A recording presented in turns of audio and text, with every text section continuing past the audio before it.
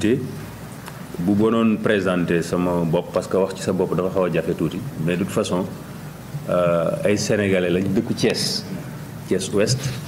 fii lañ juddoo fii lañ jàngee fii lañ yaroo ñu ngi jàngee bu dee ci suñu wàllu daara nag lañ njëkk a def Oustaz Kayre yaakaar naa ñi ko miin ci Thiès bari na Njàmbe Kayre ñu ngi dëkk Kër Baara Kayre Jandeer voilà ñu ngi doon ubbi jumaawam il y a 15 jours je pense voilà wetu kër jëm kooku moo ma jàngal alxuraan daaraam mi ngi nekkoon guy texe bi ñu ko jógee mu dem Mbour 1 après dem fayu mu ngi fayu incendie donc foofu laa jàngee alxuraan li taalibe yi def yëpp def naa ko bi ma demee ba toll ci jàng tubaab ñu dugalaale ma tubaab ma boole ñaari bi doon jànge Mamadou Diaw fa laa defee sama primaire def fa CM bi ma ko jógee dem lycée Malick Sy laa amee sama bac dem Dakar ci faculté des sciences juridiques et politiques de Dakar voilà jàngee ba am fa sama doctorat donc je suis docteur en droit public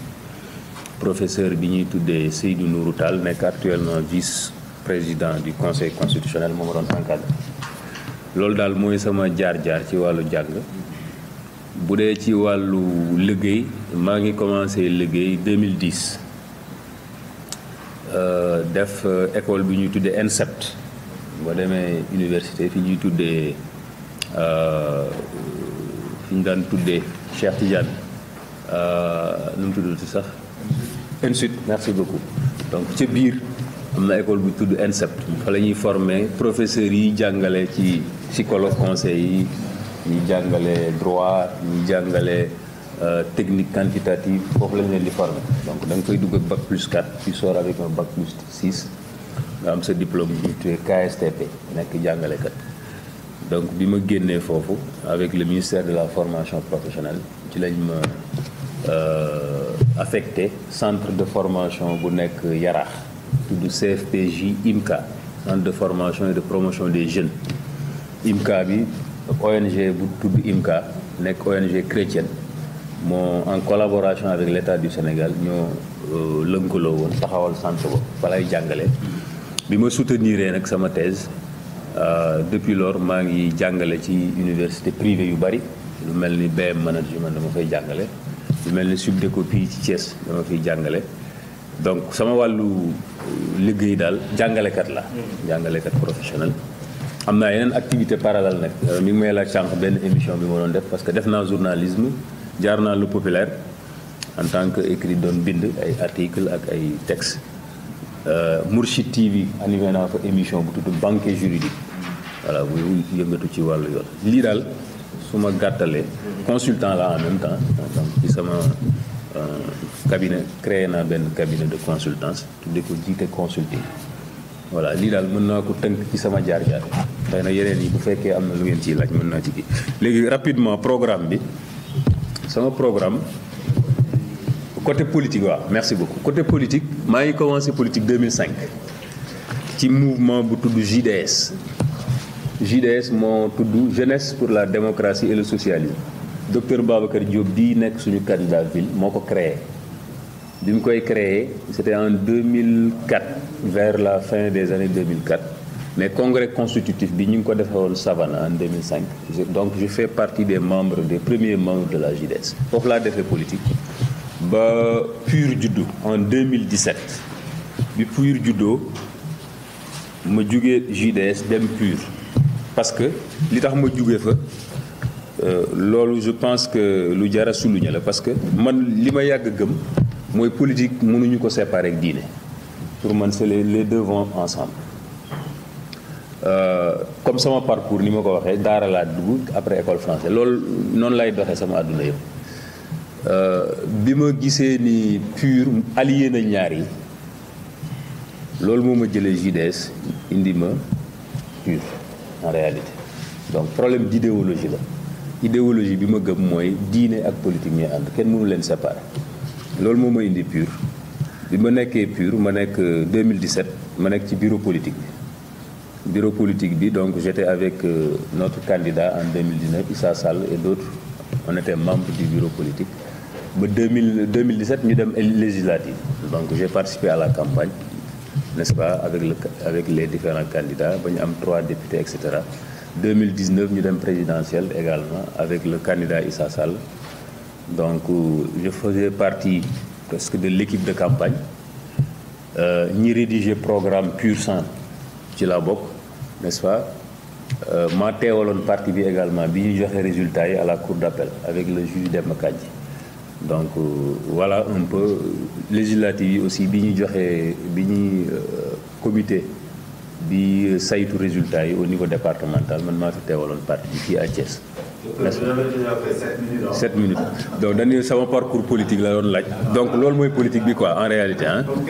Voilà, merci. Donc le PUR est candidat est membre de la coalition Yewwi Askan Wi. Donc Thiès Ouest finalement mën la ñu désigner donc parce que ñi ko bëggoon bari na mais yàlla mën la def ñu tànn ma moo jiite ma nekk candidat pour Yewwi Askan Wi. Voilà un peu. Donc programme bi mën na gaaw parce que envoyé naa leen ko ba pare. Donc damay dugg rek ci gis-gis bi ko yanu ak ponk yi nga xam ni ñoo ko ponk yi nga xam ni ci lañ ko tabax. Donc gis-gis bi ko yenn mooy dañ ni tur bi d'abord dañ ni programme bi mi ngi tudd programme de la renaissance dañ ko tuddee bi ñu koy tekki ci wolof ñu tuddee ko Thiès Ouest bu bees ak ay loxo yu yees loolu mooy turu programme bi Thiès Ouest bu bees ak ay loxo yu yees. Donc vision bi dañ ni Thiès Ouest une commune paisible et propre, une localité de bien-être harmonieux mooy lan ci wolof mooy dañu bëgg mu nekk gox boo xam ni day dal dina fa am ak jàmm du sax dàkk waaye mu nekk gox boo xam ni ñi ko dëkkee dinañ am dëkkuwaay bu mucc ay lii mooy gis-gis bi ko yenn fukki ponk ak benn ñoo ko ci lañ ko tabax. ponk yu bu ci njëkk mooy wàllu cadre de vie maanaam dëkkuwaay bi dëkkin bi ci topp mooy wàllu njàng ak njàngale bi ci topp mooy jeunes yi ndaw ñi ak jigéen ñi ak étudiants yi bi ci topp mooy dëkkin wi nan la ñuy tabaxee gox bi fan la kër war a ne fan la marché war a ne et cetera ak suuf si yorinu suuf si bi ci topp tàggat yaram bi ci topp mbatit muy culture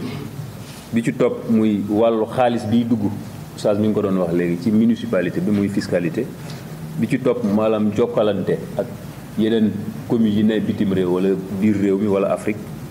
bi ci topp wàllu wér-gu-yaram bi ci topp muy wàllu dimbalante social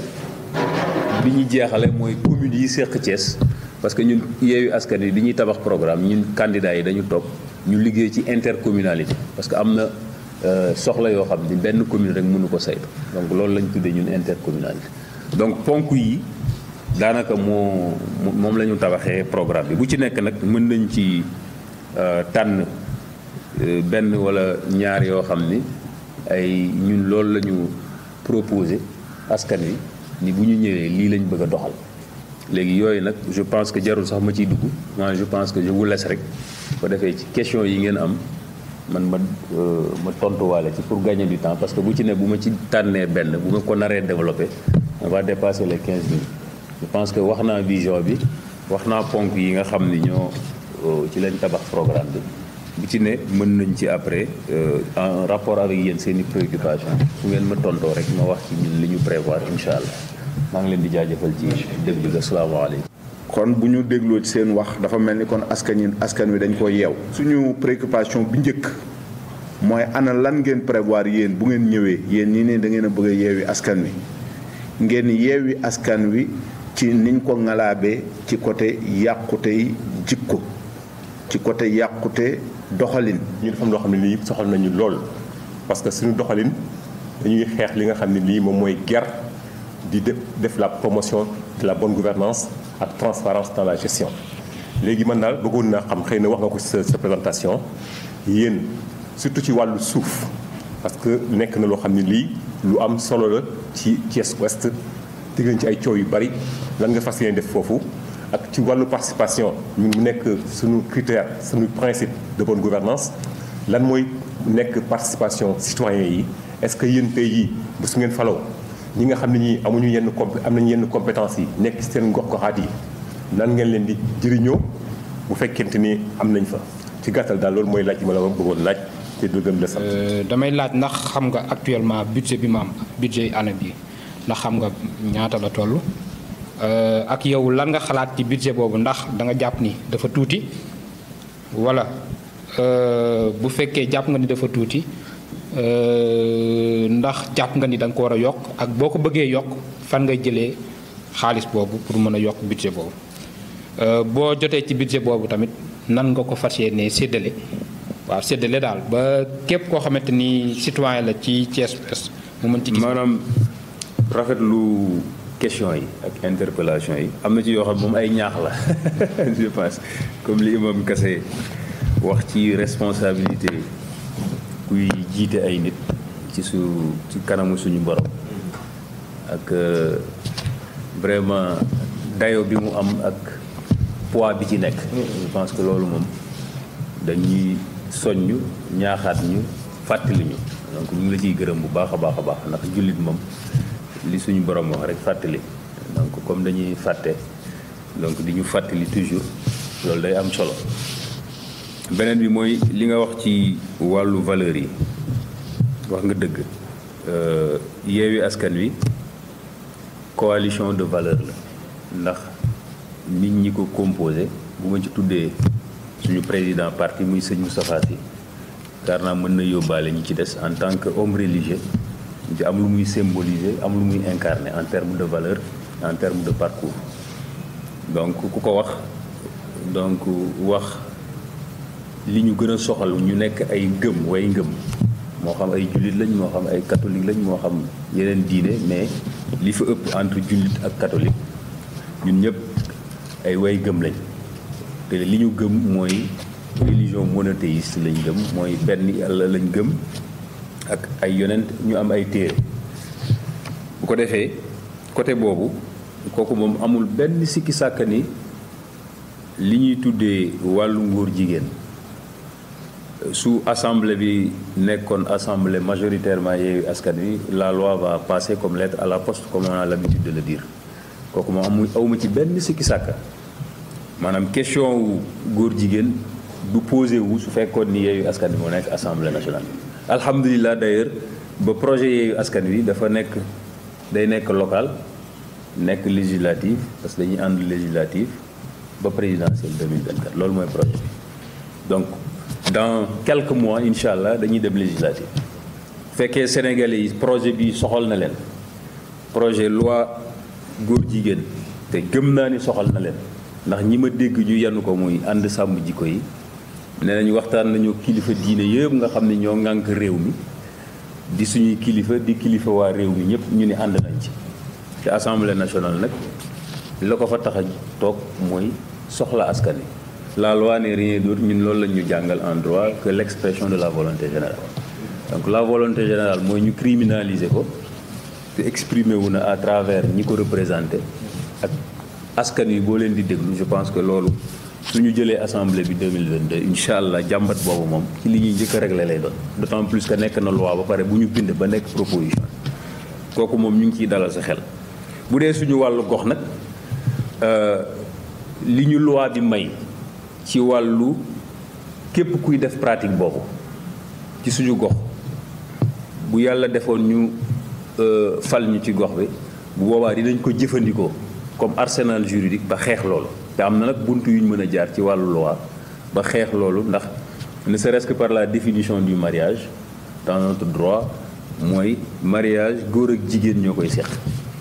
kon loolu leer na donc beneen forme bu ñu def rek ñu ngi violer loi bi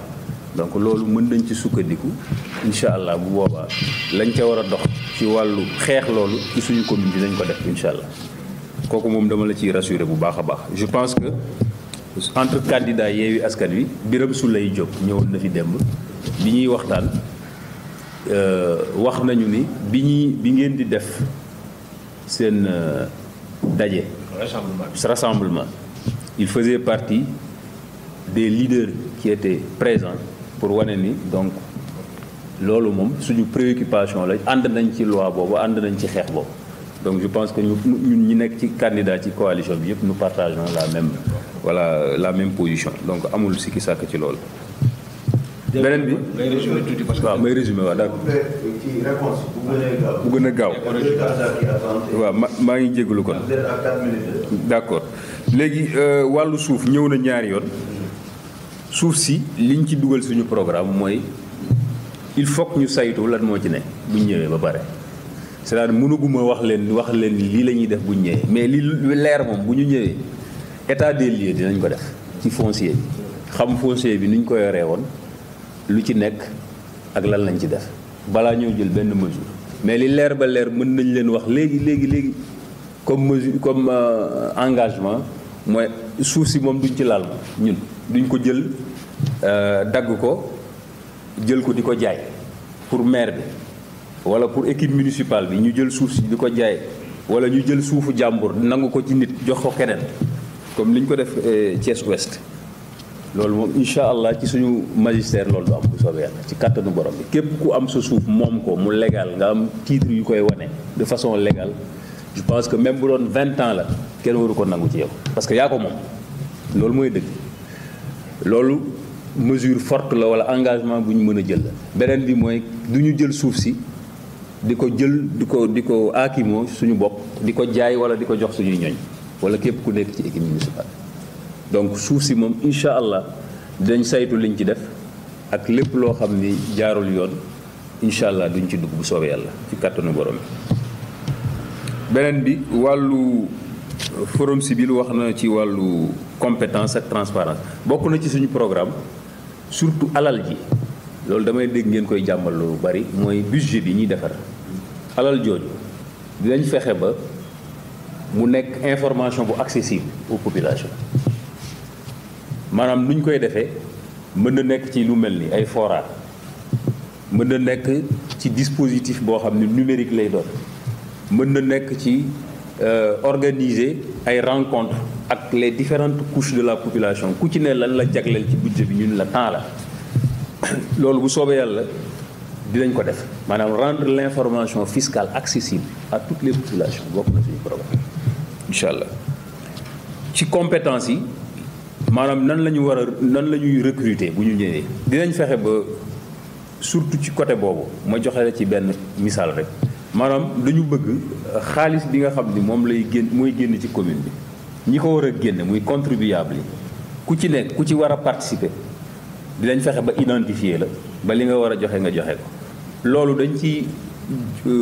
jëfandikoo jumtukaayu xarala yu bees yi ñu koy tuddee les moyens de communication loolu étudiants yi ne ci commune bi te seen xam-xam màcc ci loolu dinañ fexe recenser leen ñu fexe ñoom ñu proposer ñu dispositif wala plateforme xeetu xarala yu bees yoo xam ne loolu dinañ ko mën a def ànd ak ñoom ñu identifier niche yi nga xam ne moo am ci biir commune bi niche fiscale yi donc loolu bu ñu koy def duñ ci seet ma Samba ak ma Demba compétence rek lañ ciy xool compétence yu étudiants yi ne ci biir commune bi ñu xool leen ñu proposer ñu loolu bu ko defee ñu ànd ak ñoom liggéey ci wàllu woowu donc pour te rassurer que le recrutement sera basé uniquement sur la compétence et le mérite duñ ci xool ma Samba ak ma Demba hormis ñi nga xam ne ñoo nekk ci liste bi bu dee ci côté politique ñooñu moom askan wi leen fal mais bu dee ci wàllu liggéey mairie bi ñi ciy liggéey compétence rek lañ ciy xool ci kàttanu borom comme ni ñu recruter ni ma ko waxee léegi ci côté fiscalité étudiants yi nga xam ni seen xam-xam màcc na budget mairie Thiès Ouest ñaata la bi ma mujj a jot 2021 ça s'élève à 642 millions bariwul donc 642 millions mënoo ci def lu bari moo tax boo xoolee suñ biir programme am na point bu ñu jagleel wàllu partenariat yàlla mi ngi ñuy may sutura ci ay xame ñu am ay xame yoo xam ni ñi Allemagne lañ dëkk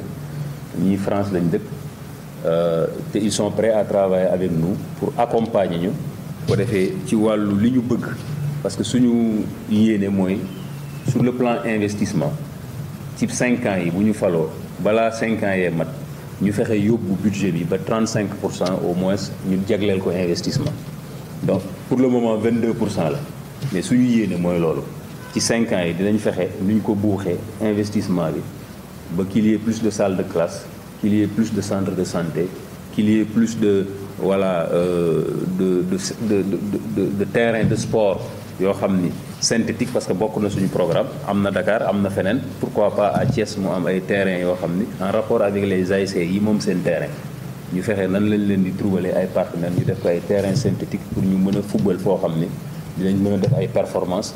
ay futur Sadio Mané mën cee génn, ay futur ñeneen mën cee génn, parce que sport léegi dafa lié ak développement. Donc loolu bokk na ci suñu yéene pour réaliser ko. Lieu de culte yi wax nga ko, imam yi bokk na ci li nga xam ni compétence transférée la dañ leen daan jox ay xar. Bon su fekkee ni ñoom loolu moo leen gënal,